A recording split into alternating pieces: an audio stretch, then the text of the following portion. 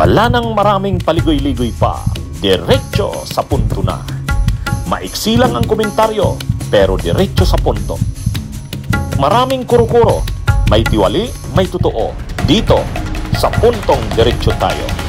Punto Diretso. Skin and bones o butot balat na raw si dating Pangulong Rodrigo Duterte na nakakulong pa rin sa The Hague, Netherlands. Ayon yan sa kanyang dating asawang si Elizabeth Zimmerman na bumisita roon. Sa isang interview, sinabi ni Zimmerman na hindi na raw umiinom ng gamot si Duterte, pero maayos naman daw ang kalagayan nito bagamat mabagal ng maglakad. May huling habili naman daw si dating Pangulong Rodrigo Duterte sakaling sa abroad siya pumanaw. Sabi niya kung pumatay daw siya dito sa Netherlands, huwag na daw iuwi yung kanya katawan sa Pilipinas. Ipakremate lang daw siya dito yung ashes daw.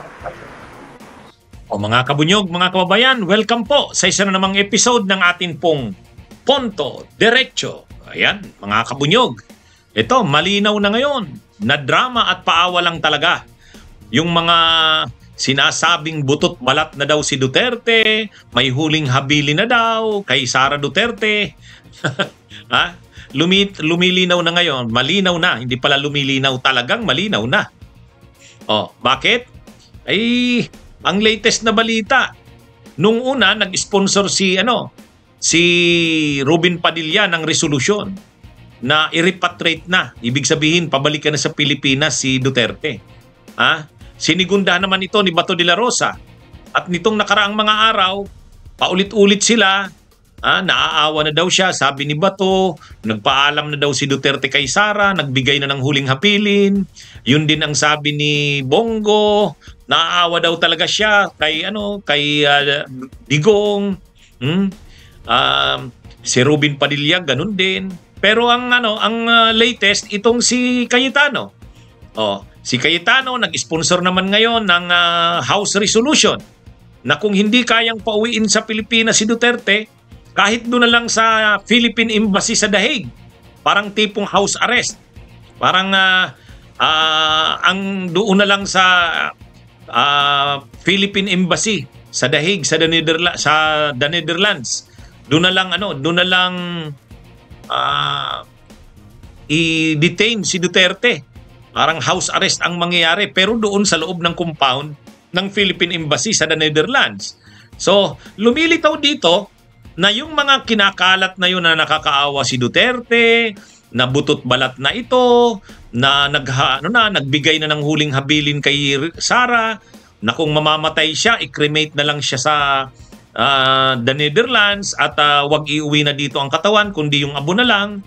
Parang ang inaano dito mga paawa kaya ang nagiging mga narrative ng mga DDS, nakakaawa naman si Tatay Digong.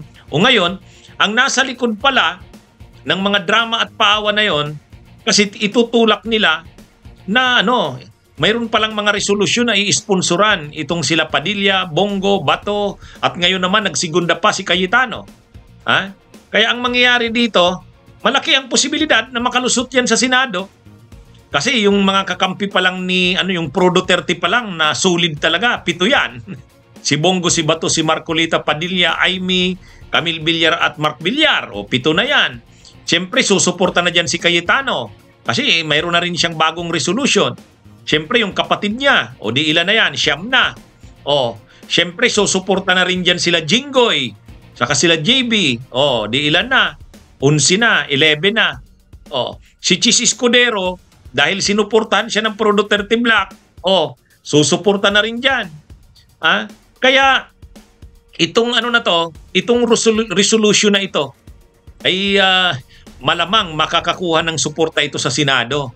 At ano ang magiging batayan nila sa pagpapalusot ng nasabing resolusyon na sabi ni Padilla, i-repatriate na, pabalikin sa Pilipinas. Sabi naman ni Cayetano, kahit hindi ibalik, basta't doon na lang sa Philippine Embassy daw, sa The Netherlands, parang house arrest.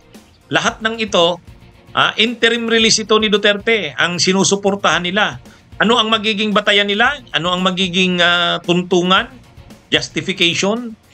Itong nakakaawa na daw si Duterte kasi butot balat na at nagbigay na ng huling habilin. Kaya lumilitaw, mga drama lang pala. Ha? Konektado yung mga drama at paawa. Ha? Parang ganito.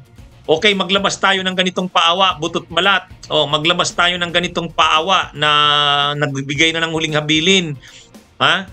Para yung i-sponsor na resolution sa Senado, nila Padilla, nila Bongo, nila Bato na i-repatriate ito.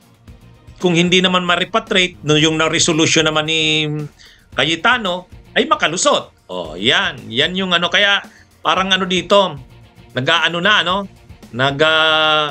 Anong tawag dyan? Magkakabit. Ha? Magkakabit yung dalawa. Yung mga narratives, yung mga naratibo ng butot balat at huling habilin na nag-create na drama, paawa, ano? Tapos ito ngayon, mag-i-sponsor ng resolution dahil nakakaawa na nga daw si Digong, di i-repatriate na pabalik sa Pilipinas. At sabi naman ni Cayetano, kung hindi, house arrest na lang. Kaya ang nangyayari dito, nagko-complement ang dalawa, magkaugnay ang dalawa. So planadong-planado itong mga ito. Kaya lumalabas yung mga drama na yon, ay yung mga butot balat na yon na narrative, tsaka huling habili na daw ni Duterte, mga drama at paawa para masuportahan yung resolution na ipa-file ni Bato at ni Bongo at saka ni Padilla na i-repatriate na sa Pilipinas. At o kaya yung resolution naman ni Cayetano. Ang mangyayari diyan dahil may dalawang resolutions, yung resolution ni Padilla at saka yung resolution ni Cayetano, uusapan sa Senado kung alin ang susuportahan, yung kay Padilla o yung kay Cayetano. So halimbawa yung kay Cayetano, susuportahan na yan. Bakit susuportahan? Ay siyempre ang sasabihin na ni Jingo Estrada, naawa kami. O sasabihin na rin nila si Chis Escudero, pwedeng suportahan na rin yan kasi sinuportahan din siya ng Pro Duterte Black. Yan yung diyan. Kaya ang malinaw dito, planado ang lahat ng ito. Yung pagki-create ng narrative, pagkakalat ng narrative na butot balat, huling habilin, paawa at drama. Para ma-justify yung resolution na ipapasa. Aling resolution? Yung resolution ni Padilla at ni Cayetano. Na sa esensya ay suporta sa interim release kay Duterte.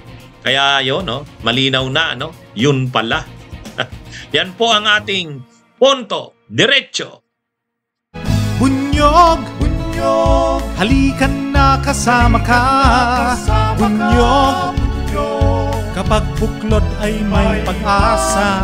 Luzon, Visayas, Mindanao, isa ang pananaw. Sa bagong Pilipinas ang bunyog isisigaw. Bunyog, bunyog, bunyog.